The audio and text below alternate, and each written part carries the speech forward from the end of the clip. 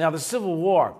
The Civil War devastated the South, and it left the country in shambles. As we will learn next week when dealing with slavery or the involuntary immigrant experience in the United States, the Civil War and Reconstruction of the nation's first civil rights movements brought about three important amendments to the Constitution, 13th, 14th, and 15th Amendments to the Constitution. Yet America was not ready to put the black beans on an equal footing with the white beans, the involuntary immigrant on an equal footing with the voluntary immigrant. So we come to a compromise. And this compromise is known as the Compromise of 1877. And it brought Rutherford B. Hayes to the presidency, and it assured that the South would continue apartheid policies until the civil rights movements of the 50s and 60s brought racial codes to a standstill. Now, with the Republican Party and the ascendance of Trump, we have the deliberate dismantling of the civil rights movement. Yet, as historian Alan Nevins writes, the year 1877 was, quote unquote, one of the blackest in the nation's annals. And why? Because in 1877, the economy was in its deathbed and democracy was not existent. Unemployment, bankruptcy, business failures, severe depression. What that does is encourage violence, and it encouraged violence, it created poverty, and it wrought despair. And so when we take a look at the presidential election of 1876, it was tainted by fraudulent vote counts, and it was thoroughly corrupted. Journalist Louis Lapham summarizes the year 1877 very well. A number of Republican politicians have been murdered in the southern states for their disagreement with the policy of lynching Negroes. Lincoln County War in New Mexico encouraged the random shooting of Mexicans. Mobs formed in the streets of San Francisco to beat to death the Yellow Peril as personified in Chinese laundrymen and shopkeepers. A railroad strike in West Virginia that began in July became the first national strike in the country's history. 500,000 workers walking away from factories and mines everywhere between New Jersey and California. Strikers in Pittsburgh set fire to the property of the Pennsylvania Railroad. They destroyed 39 buildings, 104 engines, 46 passenger cars, and more than 1,200 freight cars. The disturbance moved Tom Scott, president of the railroad, to suggest that the strikers be given, quote unquote, a rifle diet for a few days and see how they like that kind of bread. State militia and federal troops complied with the suggestion, killing more than 100 strikers in Maryland and Pennsylvania.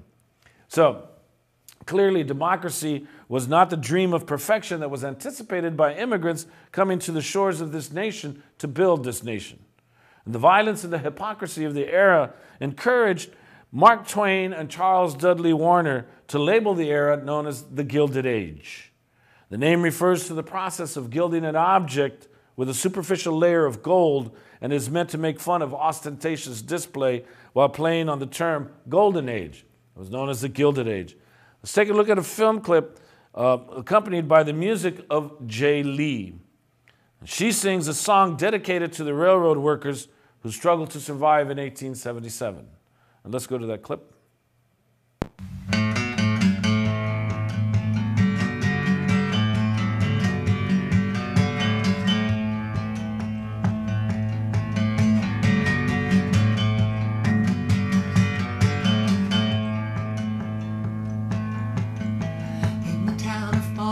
Along the Chesapeake's great shore, the poor were living rotten as can be.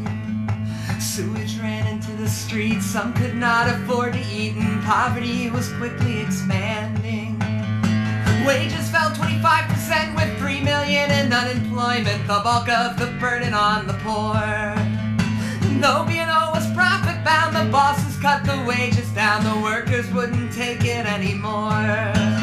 The year 1877, the day July 11th, B&O bosses came and said, "Yo, workers better listen up, another 10% was cut, you've got until the 16th to accept."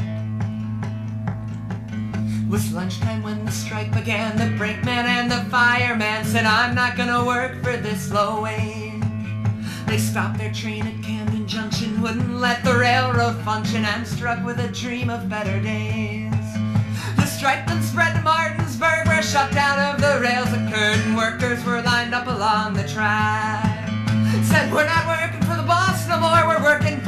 ourselves the poor, and we are gonna take our wages back. The governor sending troops to stop it, protecting the railroad profit, but they were outnumbered by the crowd. So President Hayes sent troops to fight, shot a man and broke the strike, and strike breakers rolled those engines out.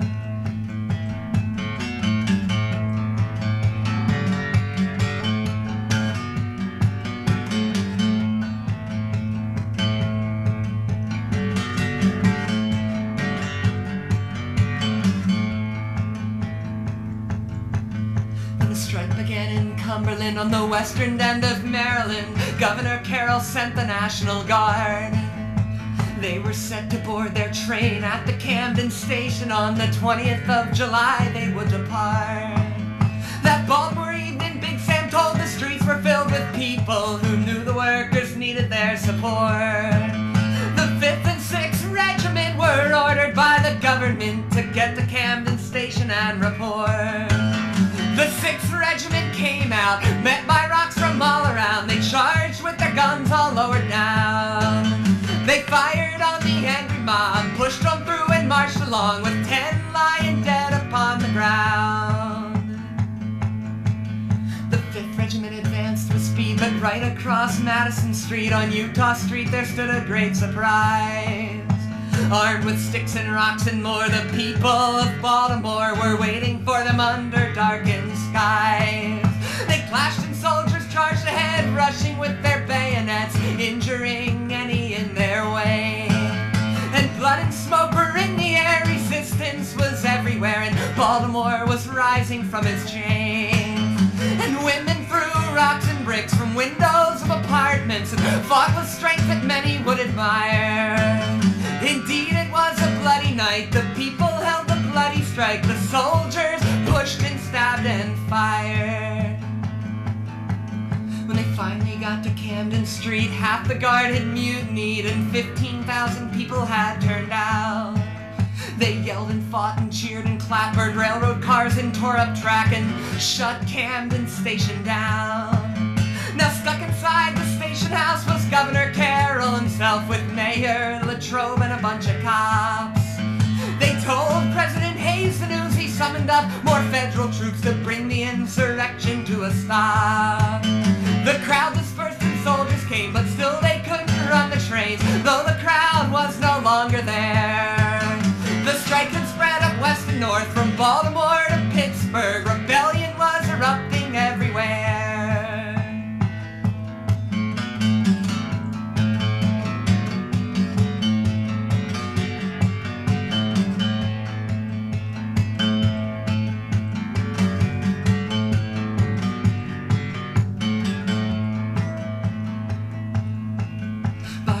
The national strike was over, crushed by gangs of federal soldiers, with 100 people gone and dead. A government sworn to uphold change could have made a living wage, but gave the crowd the bullets instead. Governor Carroll served the boss, Baltimore taxes paid the cost, and the railroad barons thanked the president. And Baltimore life went back to normal, poverty, fear, and fruitless toil, destined to rise up once again. Now let it be forever known, no worker ever stood alone. There's hope inside the power of a union. So take a stand and join the fight. The same one fought that glorious night, July 20th, 1877.